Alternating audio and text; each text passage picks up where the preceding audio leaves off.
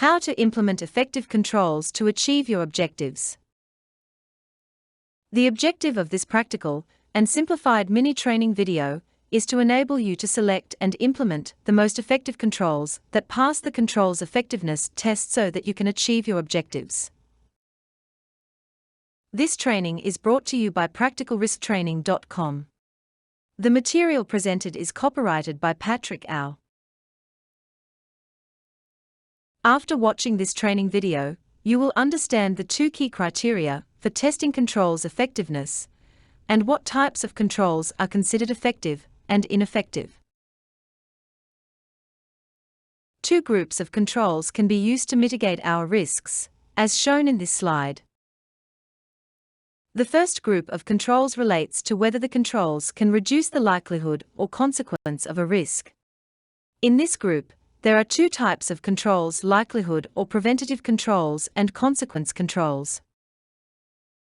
Likelihood controls act to reduce the likelihood of the risk cause from occurring.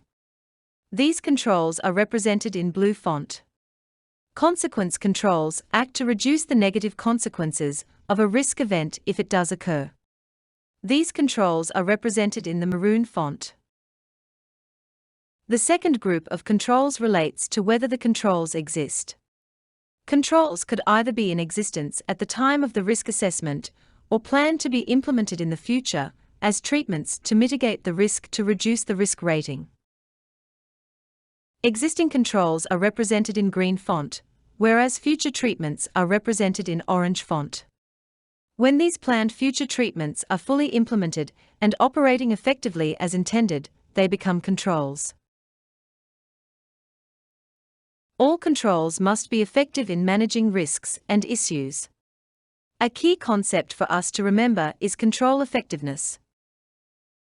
Control effectiveness reflects not just the ability of a control to theoretically mitigate or treat a risk, but also its actual effectiveness in terms of design, consistency, completeness, reliability, and timeliness of operation. It measures two key criteria for control's effectiveness. 1. The control's design intent, or its adequacy for managing risks. 2. The control's actual effectiveness, or implementation in practice.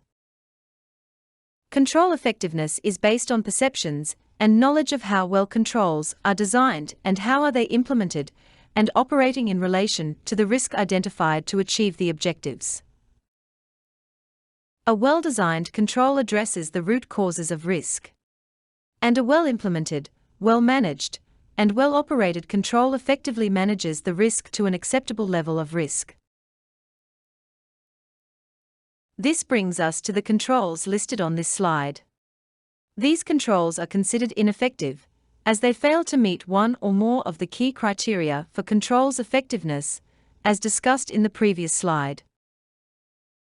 As an example, we read in surveys where more than 35% of employees found that they wasted 2 to 5 hours per day on meetings, and they have achieved nothing. Yet, we have seen meetings being listed as a control to mitigate risks in risk registers. Meetings are means to an end, and they are not controls to a risk. Therefore, critically evaluate the controls on your risk register. Determine whether they are effective based on the two criteria of design and implementation. Alternatively, refer to the list of ineffective controls listed on this slide and avoid them where possible. These ineffective controls do not pass the control's effectiveness test. Controls that do pass the control's effectiveness test are listed on this slide. They are listed as a hierarchy, starting with the most effective control to the least effective control. Controls are hierarchical when it comes to their effectiveness. There are different levels of control effectiveness. Aim for controls that are considered as most effective, starting from the top of the hierarchy. Then work your way down this checklist. Consider what type of effective controls you have or can implement that will pass the control's effectiveness test.